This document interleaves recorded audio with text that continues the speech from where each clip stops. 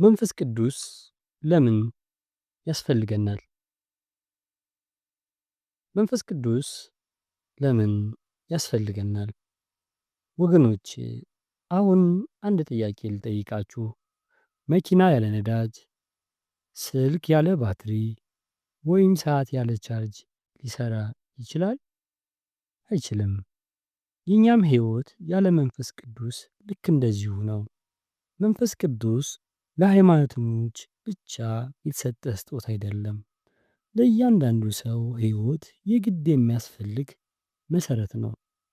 ለምን ካላችሁኝ፣ አንደኛ ከራስ ጠላትነት ለመዳን።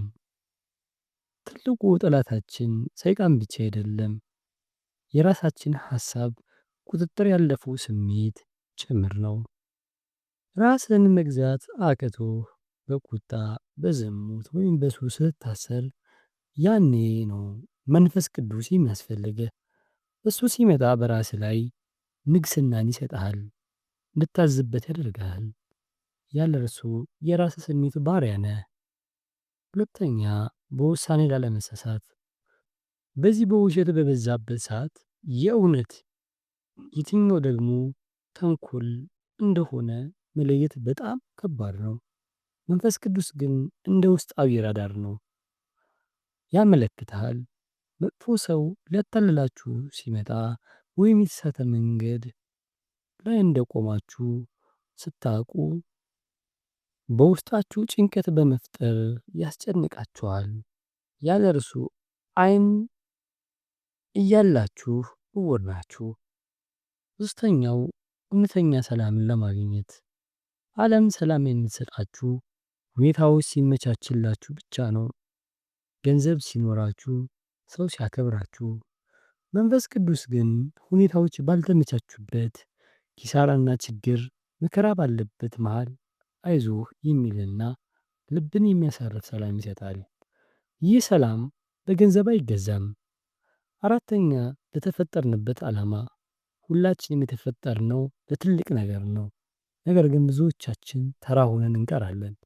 መንፈስ ቅዱስ ግን በውስጣችሁ ያለውን የተዳፈነ እሳት ያቀጣጥለዋል። ድፍረት፣ ጥበብና ኃይል ይሰጣችኋል። ያለ እርሱ ለምን እንደተፈጠራችሁ ሳታውቁ ትሞታላችሁ። ስለዚህ ወዳጄ መንፈስ ቅዱስ የሚያስፈልግህ ሃይማኖተኛ ለመሆን አይደለም፣ ሙሉ ሰው ለመሆን ነው።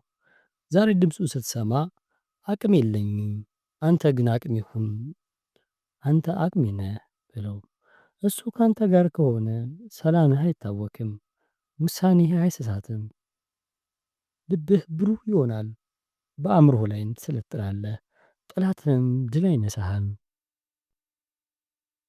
ይህ መልእክት መንፈስ ቅዱስ ከሚያግዛቸው በጥቂቱ 4 ነጥቦችን አንስተን ዋና ዋና ያልናቸውን አቀረብንላችሁ።